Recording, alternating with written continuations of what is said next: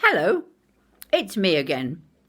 I'm back with the end of the tale I started to tell yesterday. I wasn't looking forward to the carnival procession with the wedding of the painted doll. The float looked very nice. The costumes for the bride and the bridesmaids were pretty, and even the little headdresses we'd been given to wear seemed to be fine. Not, I'm pleased to say, made by my grandfather, and all the same. However, mine did not do very much to disguise the fact that, far from ringlets, my hair was short back and sides. However, little was I to know at the beginning of that day that what started off for me as something I wasn't going to see much fun from ended up in a delightful surprise.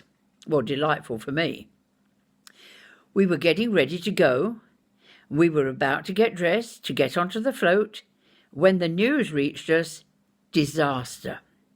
The young man that was to be the bridegroom was ill. He had what is politely referred to as an upset stomach. What more accurately, but not so charmingly, is sometimes referred to as the runs. Not a desirable condition if you are about to embark on a 1.5 to 2 hour ride on the back of a carnival float. What was going to happen?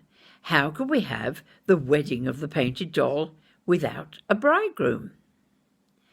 My dancing teacher, however, had the solution. She arrived, minus son, but armed with his costume. A smart little suit with a bow tie, etc., etc. And who was it going to fit? Me! In those days, tall for my age, utterly skinny, and sporting the short back and sides to which we have referred. It fitted beautifully.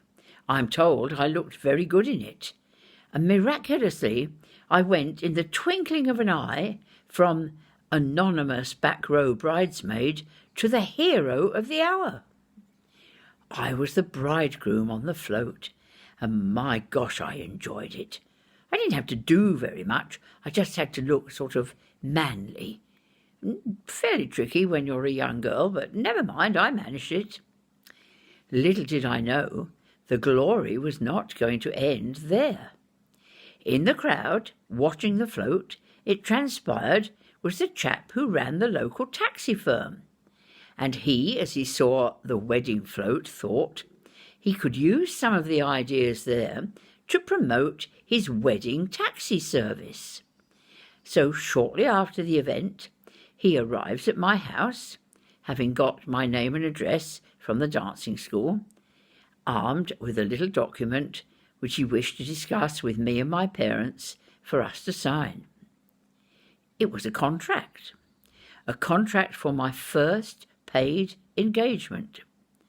Hardly treading the boards, riding in the back of a taxi, but related. For every Saturday of that summer, I, in my little suit, with his daughter, who was the bride, similar age to myself, rode in a ribbon-bedecked taxi around the town, and the taxi sported labels and posters on the outside advising that the firm could be used to enhance anyone's wedding. What's more, besides the glory, I received financial remuneration. A very small amount by our standards these days, but to me, as a young girl, it was the beginnings of a fortune. There was just one slight snag. My contract had a caveat. The caveat was that under no circumstances should the bride, his daughter, become aware that the bridegroom, me, was actually a girl. There is an epilogue to this story, because shortly after these events, a whole crowd of us moved to the local secondary school. At the secondary school, in our English lessons, there was a set book to read. The set book, Treasure Island. What was my name? In real life, Jean Hawkins. Many of the people who were in my class knew about the painted doll saga and me being the bridegroom. From that moment on, I was referred to as Jim Lad. Yes, you've guessed, the set book in English, Treasure Island.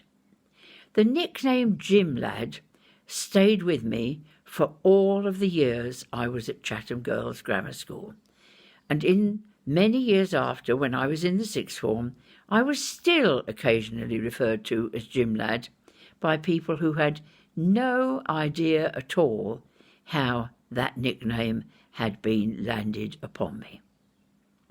I look forward to talking to you tomorrow, to telling you about another hazard of the boards that I've experienced in my interesting life, treading the said boards.